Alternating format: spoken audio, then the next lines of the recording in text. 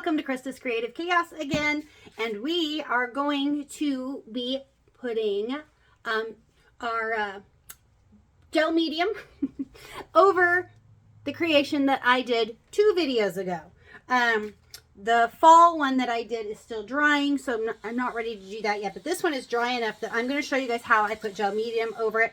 I just grabbed a couple of my jars. I'm going to be using this golden because it's the one that's open and been used the most right now.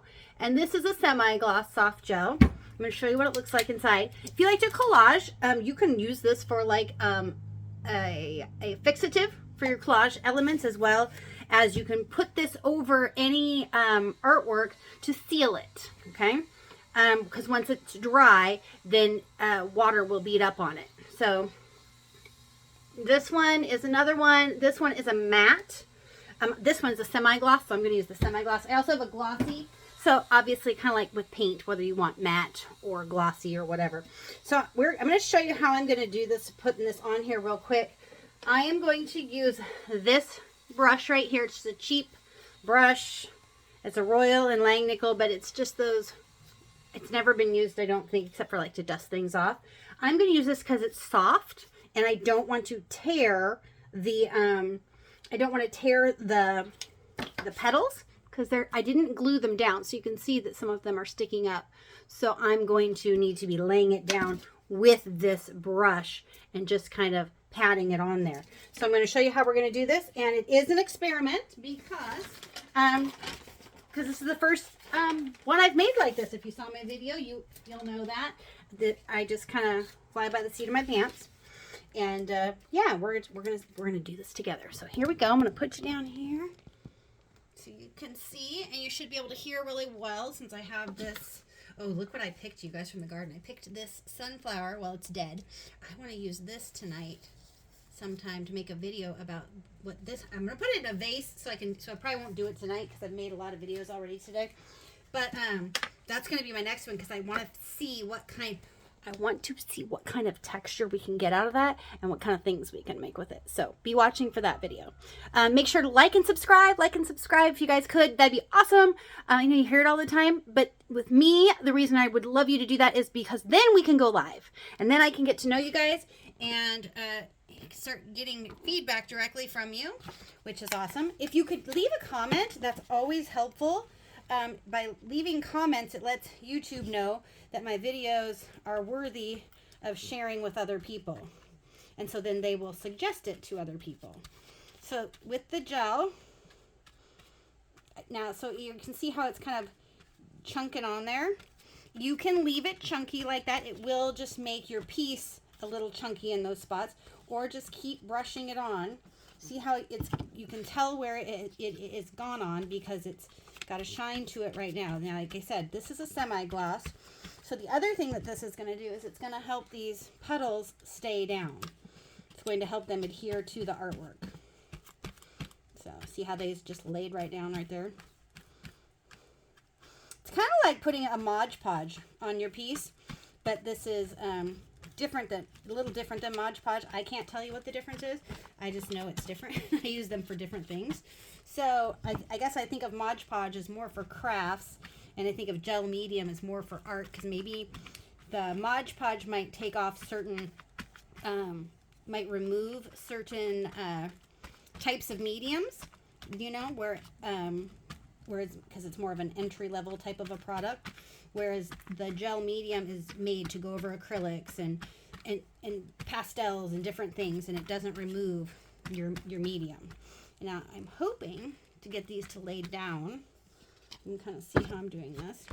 And there, you know, there's no. Now the one thing is this paper that I have underneath it, I will want to remove it from that when I'm done, because otherwise it will glue it to that paper just from the edges, because it's that awesome. Like I said, I use this as a glue as well when I'm collaging a lot of times, because it adheres, it's going to dry clear. So just make sure, if you're not sure which one to get, you can always message me in the comments and tell me what you picked up. And then I can look at it for you and tell you if that's going to work.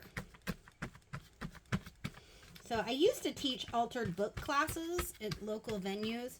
at different stores and different things like that, probably 10-15 years ago when they were called altered books. Now they're called junk journals, but they're a little different in that we used to actually use books that were being, you know, discarded from libraries or that had been damaged, or just cheap books that we could find at a garage sale. Now, I was an English major, and some people freak out about using books for stuff like that.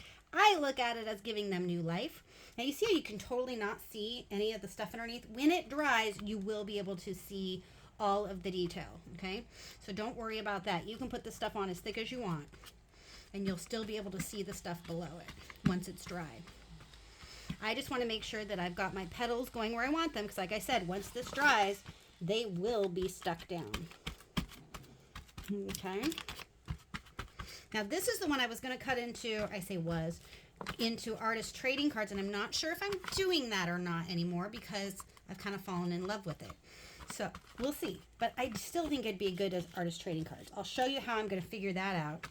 So then I'm going to take this and I'm going to tip it in the light and see if it's all covered. It looks like it's all covered.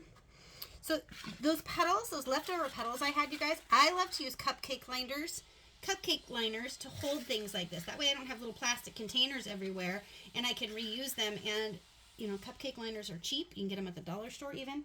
I hold things like that. Like I save all these that I pull out of my paint tubes because I'm going to be doing a project with those once I have enough of them. So yeah, cupcake liners are a way it's something I use to hold little art bits and pieces. It's great for glitter and things like that as well. So I'm going to put this on top of this to dry. So that's my little light that we're using. So this is just my little, I get this at the dollar store. I use this for balancing things on. Usually my wet rag is on top of that I wipe things on. But right now I also use it for trash. So I'm not walking across the room to the trash can every time. So I'm going to put it on top of that right now. Now what is important is that I get this brush into some water so that it doesn't harden. Okay. And then this is just the back side of this. So that'll just dry clear and it'll be fine later for me to do other things too. I was going to show you real quick. I do need to get that into water, but I wanted to show you. So the extra paint that I had left over from the fall, and the pinks of the florals I took my brushes and I wiped them onto this. A friend of mine found on like a free site, somebody had these cards from an organization, then they had changed their web information or whatever, so they couldn't send these cards out anymore. And so they were like, can anybody reuse these? Guess what? This cuts into 8 ATCs perfectly. She's like, hey, I saw these. Do you want me to go pick them up for you? I'm like, oh my gosh, I love you, because she knows how I love to repurpose things.